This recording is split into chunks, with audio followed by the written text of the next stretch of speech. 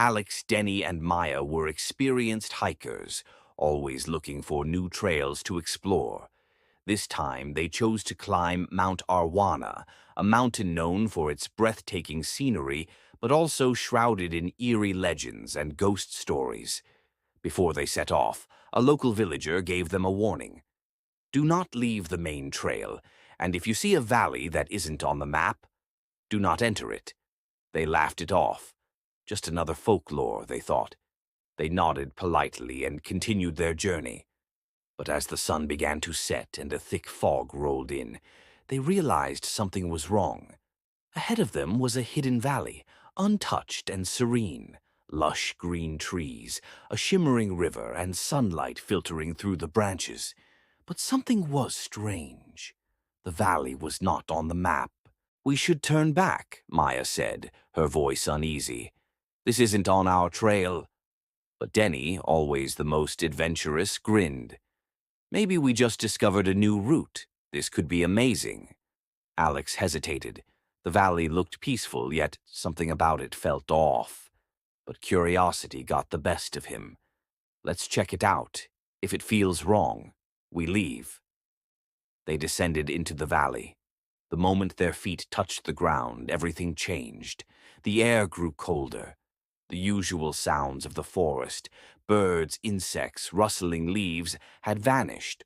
All they could hear was the soft trickling of the river and something else, a whisper. Faint, distant. Did you hear that? Maya whispered. Denny shrugged. Probably just the wind. But as they walked deeper, the whisper became clearer.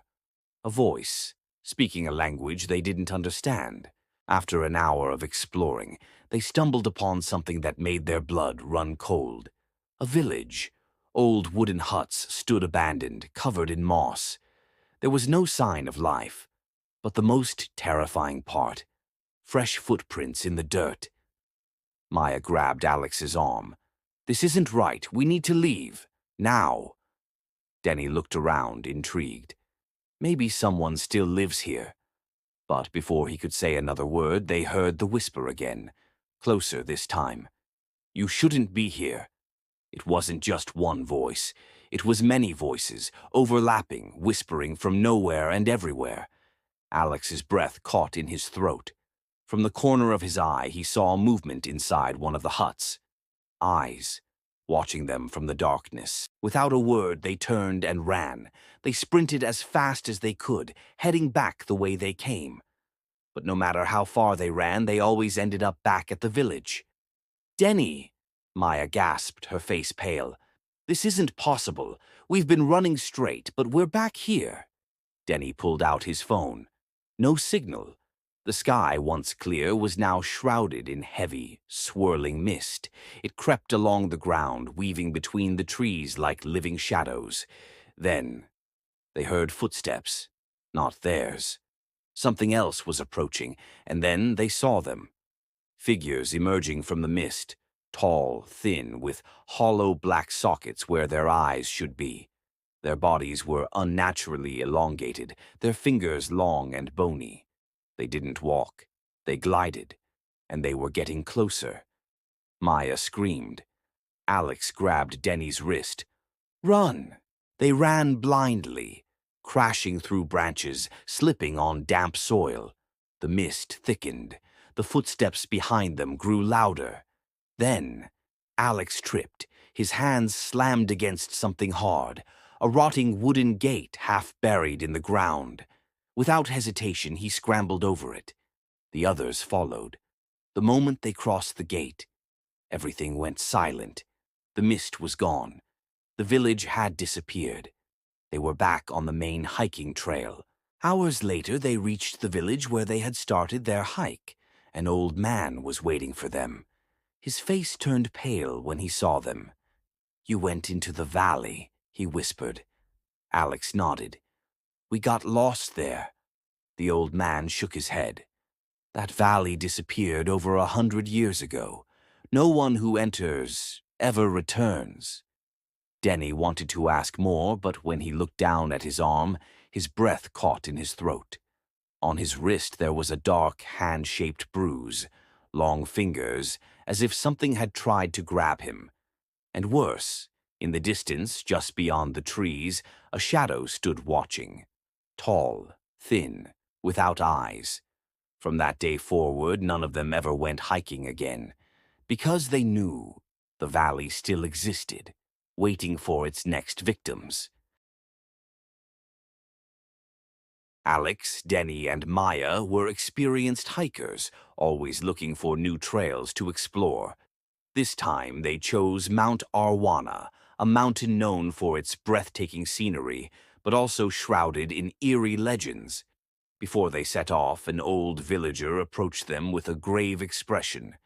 Do not leave the main trail, and if you see a valley that isn't on the map, do not enter it. They chuckled at the warning, thinking it was just another local superstition. With confident strides, they continued their hike, unaware that the valley was already watching them. As the sun began to set, a thick fog rolled in, swallowing the trees in a ghostly embrace. The air grew colder, and the familiar trail seemed to stretch unnaturally long. Then they saw it, a hidden valley, untouched and serene, lush green trees, a shimmering river, and sunlight breaking through the canopy in golden rays. It was beautiful, too beautiful. This isn't on the map, Maya murmured, a cold shiver running down her spine. Then we're the first to find it. Denny grinned. Let's check it out. Despite the unease creeping in Alex's chest, he nodded. They stepped forward, and the moment their feet touched the valley floor, the forest went silent. The usual sounds of nature, birds, rustling leaves, buzzing insects, had disappeared. All that remained was the soft trickle of the river and something else. A whisper, faint, distant, almost like a voice. Did you hear that? Maya whispered. Denny shrugged. Probably just the wind. But as they walked deeper, the whisper became clearer. It was speaking, a language they didn't understand. They stumbled upon a village, ancient, abandoned. Wooden huts stood half-collapsed, covered in vines and moss. No signs of life. Yet, on the dirt ground, fresh footprints. Maya grabbed Alex's arm. Someone is here. Denny stepped closer to one of the huts. Inside the darkness, something was watching. A pair of eyes, glowing dimly from within the shadows. Then the whisper returned. But this time, it was right behind them. They spun around. Nothing. Then, shuffling noises. The mist thickened, curling between the trees like ghostly fingers. Denny, Alex said slowly, we need to leave, now. They turned to go back, but the trail was gone. Only the village remained. And then, stepping out from the mist, figures. Tall, grotesquely thin, their faces hollow with deep black sockets where eyes should be. Their fingers, long, bony, twitched unnaturally as they glided forward. Maya screamed. They ran. They sprinted through the valley, their hearts pounding. But no matter how far they ran, they always ended up back at the village. How? Denny gasped, his breath ragged. How are we back here? Alex's hands trembled as he looked around. The figures were getting closer, the whispering growing louder, overlapping, chanting something ancient. Then Alex saw it, a rotting wooden gate half buried in the ground. There, he shouted. They scrambled over it. The moment they crossed, silence. The mist was gone. The village had disappeared. They were back on the main trail. By the time they reached the base of the mountain, an old man was waiting. His face turned pale when he saw them. You went into the valley, he whispered. Alex nodded. We got lost there. The old man's lips trembled. That valley disappeared 100 years ago. No one who enters ever comes back. Denny wanted to laugh it off, but then he looked at his arm, dark finger-shaped bruises. And worse, from the corner of his eye past the trees, a shadow stood watching. Tall, thin, without eyes.